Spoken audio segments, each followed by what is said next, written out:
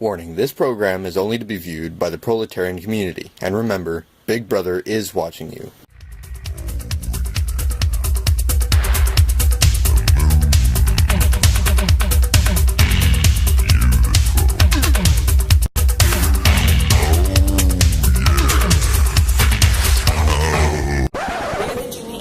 And we have been assigned by Big Brother to remind you of your duties to the party. And help you catch or recognize those who neglected their party. Here's some background or clarification for specific terms. Intimacy, the medical definition, is a close, familiar, and usually affectionate or loving personal relationship with another person or group. A close association with or detailed knowledge or deep understanding of a place, subject, period of history, etc. An act or expression serving as a token of familiarity, affection, or the like. The quality being comfortable, warm, or familiar. The urban definition, a euphemism for having sex. Sex or sexual intercourse.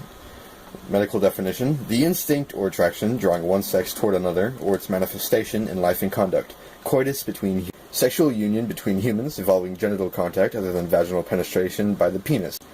Urban definition, to screw, to bang, to reproduce, to copulate, to hump your honey, to get laid, to bury the bone, to munch on the rug, to slam the hen, to whack Willy Wonka into Wonderland. Sex is like math. You add the bed, subtract the clothes, divide the legs, and pray you don't multiply. An activity in which a man, using the stiffest and pointiest part of his pelvic region, repeatedly stabs a female in her crotch until he feels satisfied. It can also take place between two men, in which one male stabs the other in the bum. Lesbian sex may be fun and all, but it isn't real sex unless there's some sort of stabbing going on. Perhaps a cleverly shaped hand or steel dildo. Family, medical definition, a basic social unit consisting of parents and their children, considered as a group, whether dwelling together or not. A social unit consisting of one or more adults together with the children they care for. Urban definition, a bunch of people who hate each other and eat dinner together. The close relationships among a body of humans being through blood. Usually are annoying and evasive around the holidays. People you love and love you back, not necessarily blood or biological, but you trust them and they trust you, and they take care of you, and you take care of them. Here's an example of thought crime from those who oppose Big Brother. When outside forces disrupt or erode intimacy, the ability to connect with others is destroyed, which leads to disloyalty and betrayal among individuals who have personal relationships.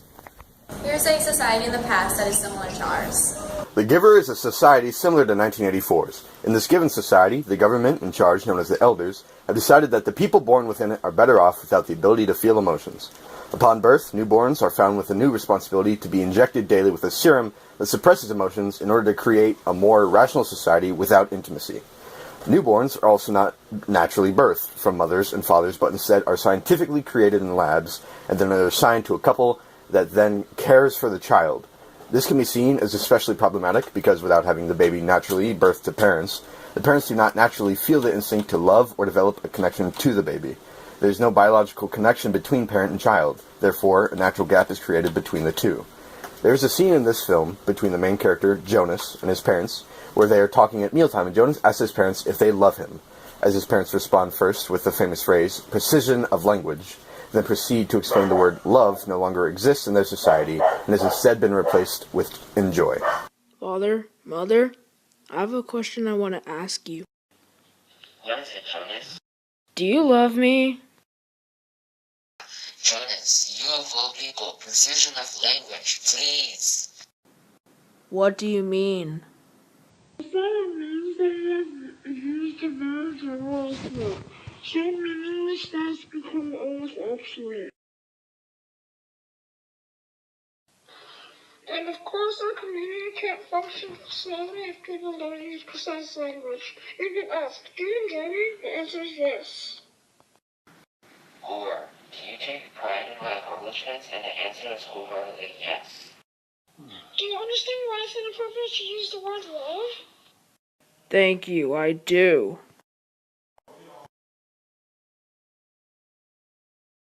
In this example, one sees the obvious disconnection with intimacy between not only people, but family.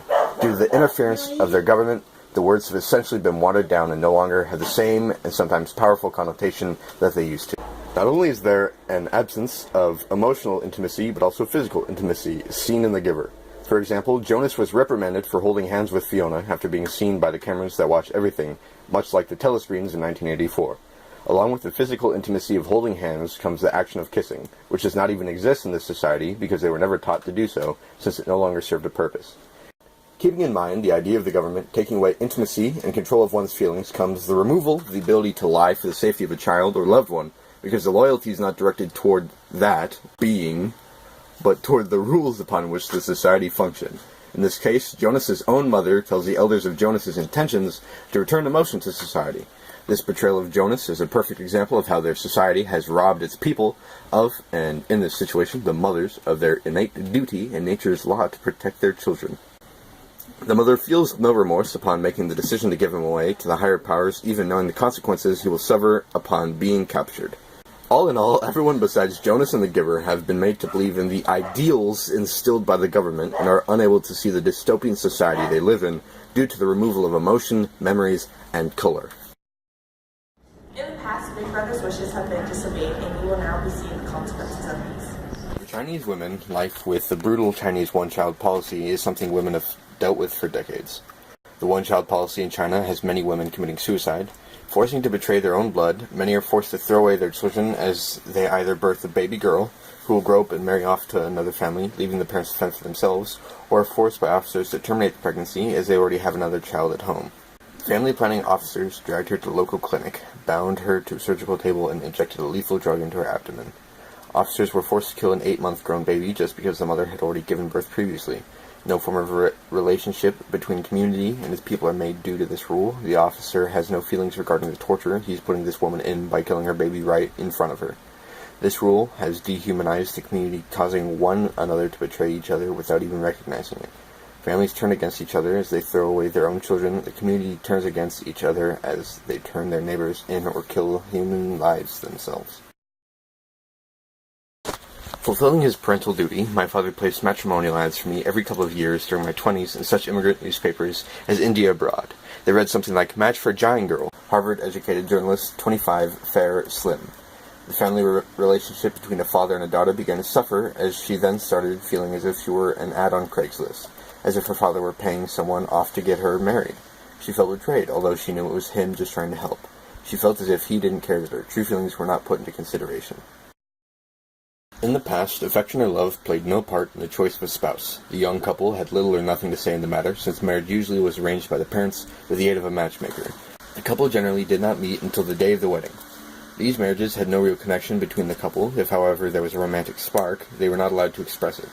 Marriages were decided from the parents, often sometimes before the children were even born. It was a business deal.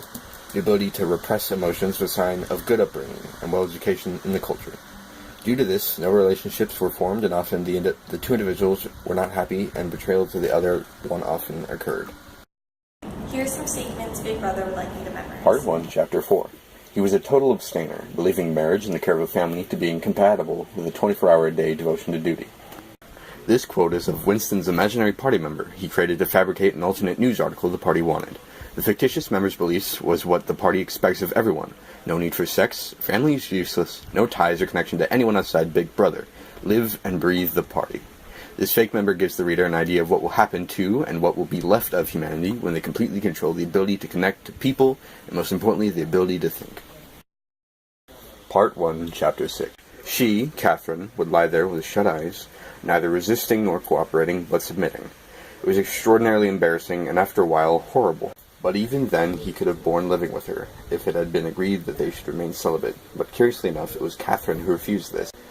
They must, she said, produce a child if they could, so the performance continued to happen, once a week, quite regularly. She used even to remind him of it in the morning as something which had to be done that evening, and which must not be forgotten. She had two names for it. One was making a baby, the other was our duty to the party. Catherine was a perfect example of the ideal female party member. She was what the party wanted. She felt no intimate connection to Winston, found no pleasure in the sexual act, and was only compelled to do it out of a sense of duty to the party. The government had officially brainwashed the enjoyment out of the sexual act so that there was no longer an ability to connect with your spouse, the person you were trying to procreate with, because your goal, your loyalty, was devoted solely to doing what was best for the party.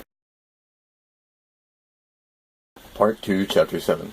The terrible thing that the party had done was to persuade you that mere impulses, mere feelings, were of no account, while at the same time robbing you of all power of the material world. Human feelings were abolished, causing them to disconnect to each other. There was now an absence of empathy, which creates a society who cannot relate to one another and are subject to the whims of their established power. And since there is no connection to each other, there is no remorse in betraying one another, if need be. Part 1, Chapter 6. The aim of the party was not merely to prevent men and women from forming loyalties which it might not be able to control. Its real, undeclared purpose was to remove all pleasure from the sexual act. Not love, so much as eroticism, was the enemy, inside marriage as well as outside it. In connection to the theme statement, the party was attempting to control emotions, to eradicate love and the ability to form a connection with another so that their only relationship, only bond, only loyalty was for Big Brother. And the control of the sexual act caused unresolved, baser instincts to build up and trickle over into different emotions that could be manipulated into the party's favor. Part 3, Chapter 2. Never again will you be capable of ordinary human feeling. Everything will be dead inside you. Never again will you be capable of love, or friendship, or joy of living, or laughter, or curiosity, or courage, or integrity. You will be hollow, we will squeeze you empty, and then we shall fill you with ourselves. This quote shows a perfect example of the party controlling feelings and brainwashing its citizens that still have the ability to think for themselves so that they can ultimately preserve their future of complete power. They want people to betray each other, be disloyal to each other, so that when they are in need of an intimate connection with someone, they have to look for one in Big Brother. Part 3, Chapter 3. We have cut the links between child and parent, and between man, and between man and woman. No one dares trust a wife or a child or a friend any longer. But in the future, there will be no wives and no friends. Children will be taken from their mothers at birth, as one takes eggs from a hen. The sex instinct will be eradicated. Procreation will be an annual formality. We will abolish the orgasm. There will be no loyalty except loyalty toward the party. There will be no love except the love of Big Brother. Intimate relationships, whether they be familial, romantic, or parental, will be altered as the party sees fit to use to their advantage. The loyalty established in having such bonds will be eradicated. The party wants to preserve what they have carefully crafted, a society of people who are willing to betray everyone except Big Brother. To remain in and continue to gain more power, their goal is to destroy the ability to create intimate connections between people. They do that, and they win. The love for Big Brother will be the only positive emotion the people will know. The lives of everyone will be void of all meaning but one. Big Brother is life. Big Brother and the party will live on forever, and it will be taught on to future generations. As young adults, we do not always possess a concrete awareness of our surroundings, especially in our government. As a result, we are the biggest targets for everything from consumerism to swaying our opinions. 1984 shows us what happens when we relinquish our fundamental rights as citizens and have been conditioned to simply not care anymore. For example, take Edward Snowden and his portrayal in which he provided solid evidence for the American populace that they were being watched by the NSA and that they were being subjected to unreasonable search and seizures.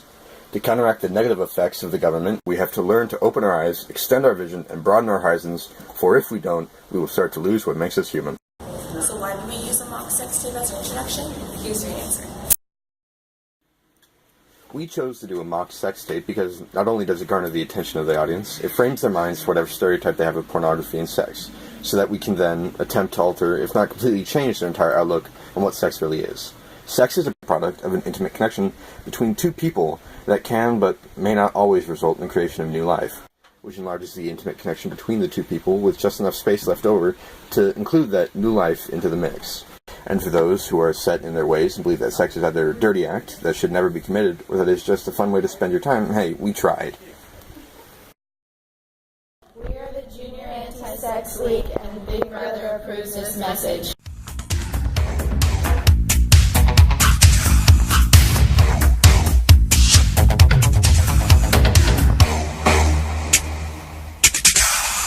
"1984 shows us what happens when we relinquish our fundamental rights as cinnamons.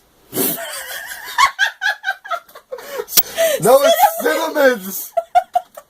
We're not citizens, we're cinnamons! I'm gonna crop everything. It's okay, I'm gonna cut everything. Go. We're the Junior Anti-Sex League and we are here. Here is an example of thought crime. Oh my god, what is it? Here's an example of thought crime.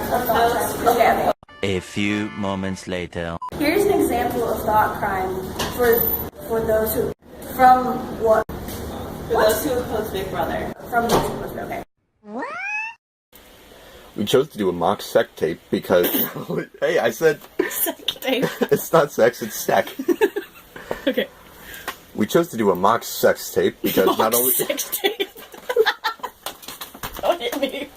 You didn't do it. You said mock sex tape. Yeah. It's either mock sex tape or mock sex tape. Your choice. Okay. Okay. There is no in between. We are the Junior Anti Sex League, and we have been assigned by Big Brother to inform you of your duty to the party. What is it? And to help. Wait, no, I'm sorry. I forgot. And to help you recognize or catch those who neglected the. Oh, stop, we're fine. I'm sorry, I made a face. Lisping, let's do this. I know it is! Go. The Givers, a society similar to 1984's. I'm gonna lisp my heart out, one. Okay, go, just go. The Givers, a society similar to 1984's. You have to not think about it. I'm not, that's why I'm doing it. Okay, think about it harder The then. Givers, a society. Society. There you go. Just sounded that one out. Go. The Giver is a society. Similar to 1984's. You want me to just read it like that? No. Sure. Sure.